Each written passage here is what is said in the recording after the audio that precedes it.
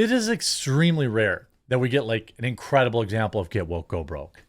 Even absolute victories like Bud Light. It's not like the company shut down, right? They lost 15% of their sales that they never got back, and they just continued moving right along, not caring, okay, for the most part. That was their choice. Other companies like Tractor Supply, John Deere, Jack Daniels, Harley Davidson, all eventually kind of decided, hey, maybe this isn't the way we want to go.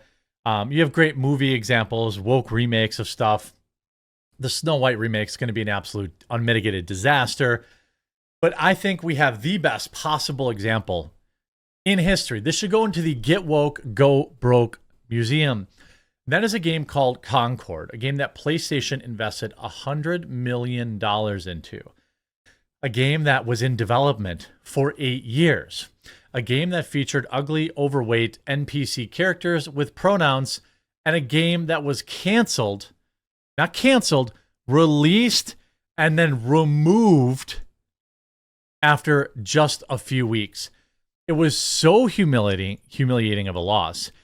They pulled the game from everywhere and refunded everyone their money. This is the biggest get woke, go broke collapse in video game history. I don't think it's even close. There's always been, a lot of kerfuffles. You could go back to Battlefield, Genderfield 5, the whole don't like it, don't buy it. I think maybe that is a strong contender too. But even that game was still released. This game was released and pulled from the entire market, and everyone was forcefully given refunds, and they can't even play the game they bought. PlayStation pulls the plug on Concord weeks after game shuts down, less than 2 weeks, and offers full refunds. By the way, the leftoids are so butthurt about this. Look at this. I just absolutely hate the Chuds will take this as a win and will embolden them to be even worse. I hate it so much. Cue all the woke weirdos, by the way. Cue all the woke weirdos that, look at, everyone wants a big fupas on there. Big fupas, old ladies, and trans people in their character maker. You tagged the game with LGBTQ in the Steam marketplace. You tagged it with political as well. If there's one thing I know about gamers is that they want escapism. Wow, look at this guy. Here's an interesting fellow who's mad at the Chuds. I wonder what he does for a living. Oh, spawn on me with Khalif. So he's nobody, some stupid journalist or something like that. Okay, good for him. The Chuds will take this as a win because your game sucked. And look, there are more complicated reasons why this game failed, and we're going to get into that because it wasn't just the wokeness, okay? It was development, 8 years. It was the fact that by the time the game came out, there were better options for hero shooters that were already free to play. Apex Legends is already better. Overwatch 2 is already infinitely better. Why would anyone want to pay $40, by the way? Those two games are free to play. Pay $40 to play an inferior game in every conceivable way with ugly, overweight characters with trans pride colors or whatever, right? Message to game devs, gamers will not put up with this or support your stupid stuff. The male feminist and pronouns in the bio audience will not be enough to sustain your business. I mean, cue all the dorks who are going to whine and complain about this game getting canceled when they didn't buy it in the first place. It's just like Ruby Rose's Batwoman. It's just like the Marvels. It's just like the Acolyte. All these woke dorks whine and complain on the internet about how things need to be more inclusive.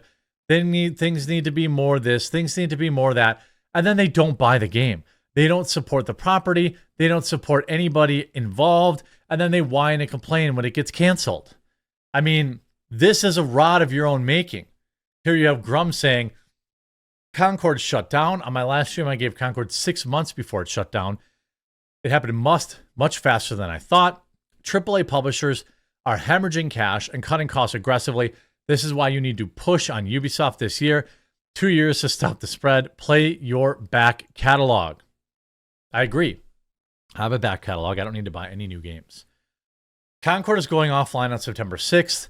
However, while many qualities of the experience resonated with players, we also recognize that other aspects of the game and our initial launch didn't land the way we intended. Now, there was one other game. I'm sure you're typing it in the chat or in the comment section. I'm trying to think. There was another like single player game that was such a disaster. What was that? That they eventually just pulled it and refunded everybody's money. But that game was like a massive, broken, buggy mess. You see, this isn't surprising. The game flopped hard with a tiny community and failed to resonate with players, but they kept pushing it. Now they're scrambling to refund everybody and face-planting in their own mess. Embarrassing. Guess their game was canceled. 17 people are going to be so sad. This is such a disaster that they cancel it within a matter of weeks. That's unheard of. It is unheard of. Here's Stella, who's probably a game journalist. Yes, it is a game journalist, of course. My heart breaks for Firewalk Studios. The fact that it wasn't even given 6 months to properly sit through a season and to proper adjust as a proper live service is insane to me. It's very clear that Sony didn't believe in this from the start and failed to support it. Sony gave them $100 million. I will say it again, $100 million.